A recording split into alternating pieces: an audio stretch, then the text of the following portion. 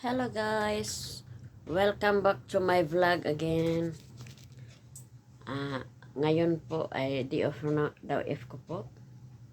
Pero wala po akong day off kasi magtatrabaho po tayo. Ayan. Pero habang naghihintay po ako sa aking driver, ayan, magbablog po muna ako. Naka-ready na po ako, ayan. Naka-ready na po ang inyong inday para sa trabaho kasi Eid na po. 2 araw na lang po Eid na. Ayan. Vlog po muna tayo. Ayan. Habang naghihintay po tayo sa driver. Ayan, magbablog po muna tayo. Ayan, naka-ready na po ako. Para pagdating sa driver, ayan. Aalis na po tayo. Nakaganito po ako kasi malamig siya. Malamig po ngayon kasi nag-ulan po kanina. Maulan po kanina kasi darating na po yung tag-init. Pag darating po yung tag-init dito, magbabagyo po rito. Ang bagyo ay hindi ulan. Ang bagyo po rito ay hangin. Hangin at alikabok. Ay, nasa likod.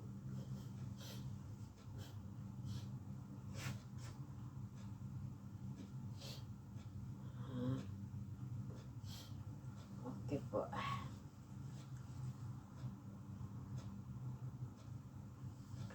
Ayan po. Magre-ready tayo habang ako ay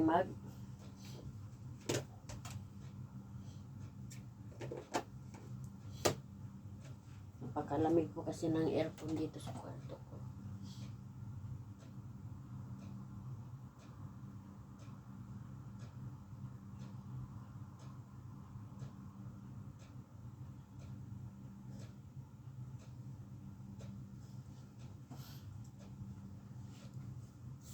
Nung gergian po, ayan, maraming madam na nagbibigay sa akin mga candies. Ayan po yung mga candies ko. Ayan. Candies ko pa yan, no? Gergian. Gergian po dito sa kanila, parang ano po yung, namimigay po sila ng mga candy. At ipapakita ko po sa inyo yung aking pinakamamahal na baby. Ito po. Ayan po siya. Nag-isa ko na lang pong isda. Kasi po nabasag yung ano ko, yung aquarium. Ayan po. Nabasag yung aquarium ko kaya ayan na. Nag-isa na lang po siya. 7 yan sila, namatay ang 6. Kasi hindi sila kasya dyan. Ayun. Ayan, nag-isa na lang yung baby ko. Ayan, matagal na po yan. 2 taon na dito sa kamay ko. Na pinapakain ko po. Ayan. Ang dami ko pong ano. Mahilig po ako mangulik. Ito po ay collection ko rin po. Regalo sa akin nung birthday ko. Ito. Kaya iniingatan ko po yan. Regalo ko po yan nung birthday. At saka ito po. Binigay po sa akin ng isang kaibigan. Ayan. Galing po sila ng Georgia. Ayan, binigay po sa akin. Ayan. May mga sentimental value po sa akin. Kaya yun. Ang dami ko pong ano, mahilig po ako talaga sa mga ano. Mahilig ako mag-ano sa mga borluloy. Ayan.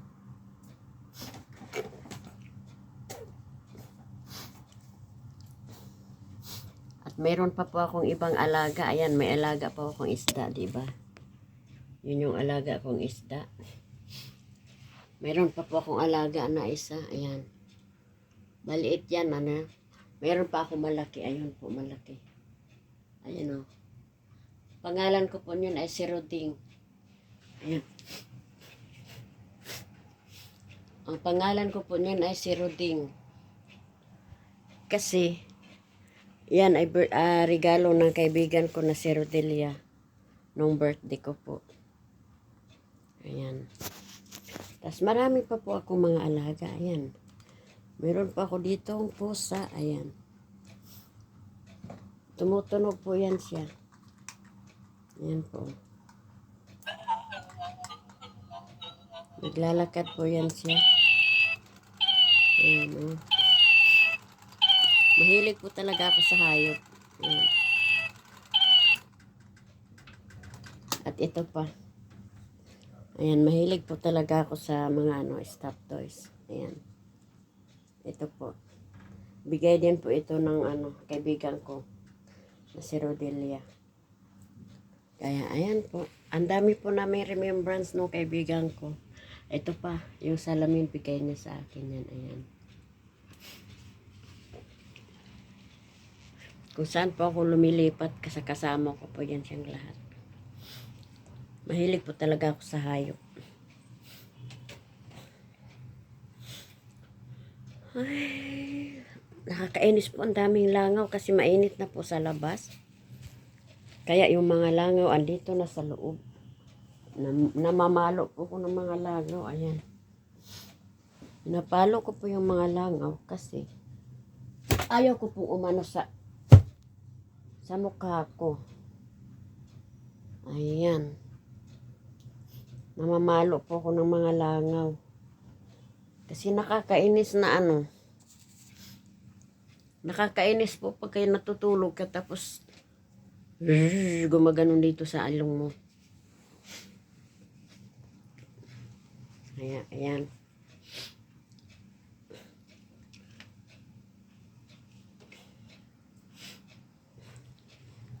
Mahilig po ako sa mga stuffed toys. Mahilig din po ako sa mga hayop. Maliban na lang sa ahas. Ay, hindi ko po talaga yung ahas. Ito po. Ayan, yung mga kuan. Ay, sumasakit na naman yung aking mga dito po sa gilid. Pag kumain po ako ng maalat. Ayan po.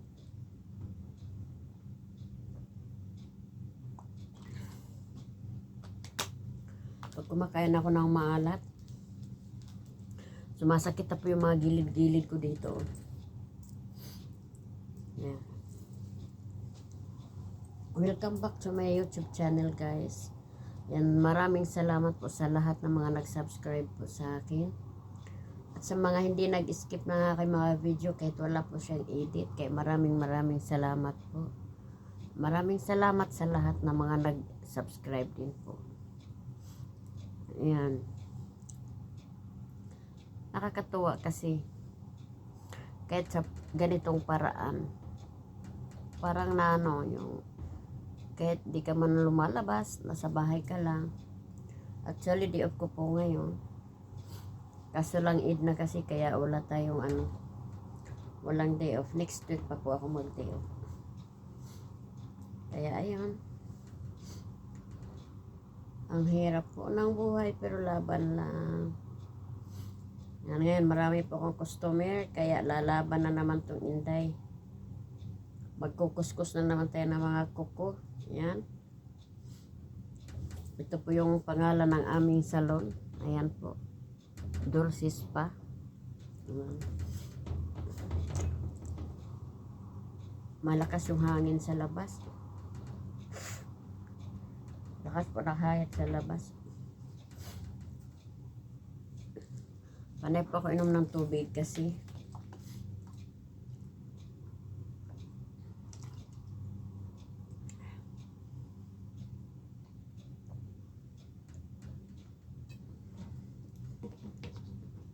sumasakit na naman yung gilid ko. Kumain kasi ako ng maalat kagabi. Yung tuyo. Ayan. Mahirap po buhay ang OFW, guys. Kaya laban lang para sa ating mga anak. Ayan. Real talk lang. Sa mga taga Pinas, akala nila yung abroad ang daming pera. Hindi lang nila alam. Pero pag ikay naka-abroad na po, malalaman mo kung gaano kahirap. Kaya, ayan.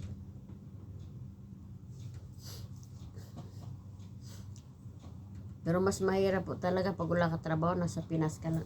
Sumasakit na naman yung tuhod ko. Masakit na naman yung tuhod ko. Mas mahirap po pag nasa Pinas ka lang na wala kang ginagawa. Wala kang trabaho, wala kang inaasahang sweldo na darating. Ang hirap po. Tapos yung mga anak mo gustong humingi ng ganito, wala kang maibigay. Gustong kumain ng ganito, wala kang maibigay. Bilang ina po, napakasakit po sa atin na yung pangangailangan ng ating mga anak ay di po natin maibibigay. Kaya yan, ang hirap po. Kaya dito sa abroad, kahit mahirap, nagtitiis kami kasi yun nga lang, masakit kasi lalaki mga anak mo na hindi mo man lang sila maalagaan. Instead na ang nanay mag-aalaga sa kanila, walang nanay. Paano naman kasi ngayon, maging practical na lang tayo. Andyan nga tayo sa Pinas, naalagaan natin yung mga anak natin.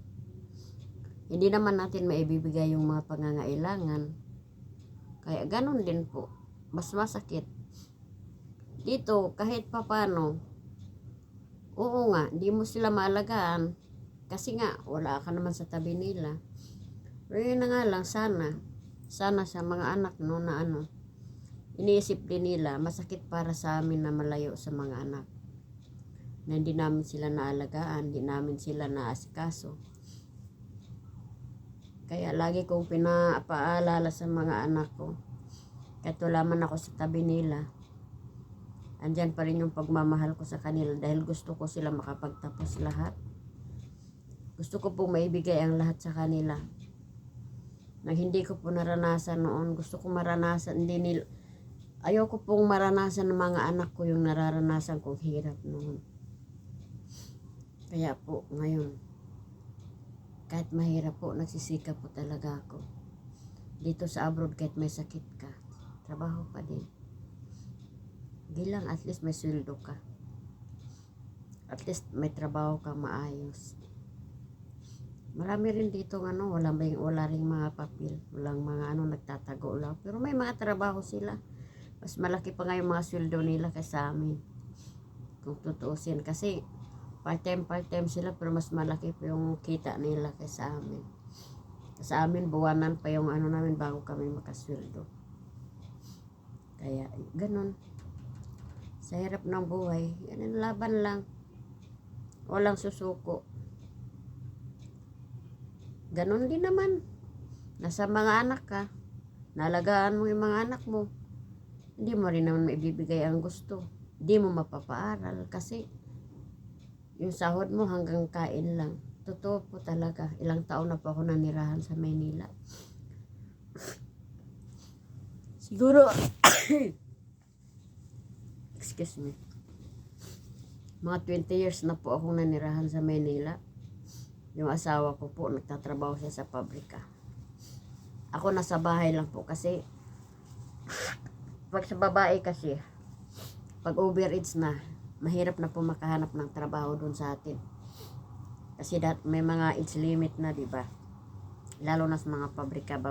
Pabrika naman ang pwede nating kasi di naman po ako nakapagtapos ng pag-aaral. Nasa bahay lang ako. Nag-aalaga ng mga anak ko. Pero kahit pa paano, dumidiskarte ako sa bahay. Minsan nagtitinda ako ng ng mga kung ano-ano na lang. Nag-iibon ako, nagsasarali. Nagtitinda ako ng mga tubig. Sa bahay, gumagawa ako ng kasi nakabili kami ng ref. Gumagawa ako ng ice candy, tsaka ice. Kahit pa paano, may piso-piso, may hindi ka nauubusan ng piso sa araw-araw. Kahit pambili man lang ng bitsin, meron ka. Kaya kahit sa mga nanay, kung kahit nasa bahay lang tayo, dapat may diskarte rin tayo kasi kung aasa tayo sa mga asawa natin, magkano lang naman sweldo ng asawa? Yung sa factory workers po, magkano lang naman yung sweldo. Minsan, sa isang linggo, sumasahod ng 2,000. Minsan, 3,000. Hindi po siya magkapareho. Tapos ngayon, umuupa ka ng bahay, magkano upa sa bahay? 2,500. Bayad sa kuryente. Bayad sa tubig. Wala pa pong wifi dati kasi wala kaming wifi dati. Tubig, kuryente, upa sa bahay. Tas magkano lang po yung sweldo. Kaya minsan po,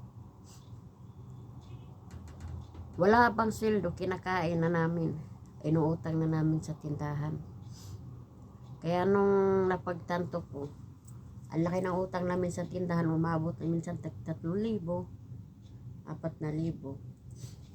Okay guys, hanggang dito na lang po yung ating video. Masarap pa sanang magkwentuhan, kaso lang nag-voice message yung madam ko. Ayan. Sige po, bye bye guys. God bless you all.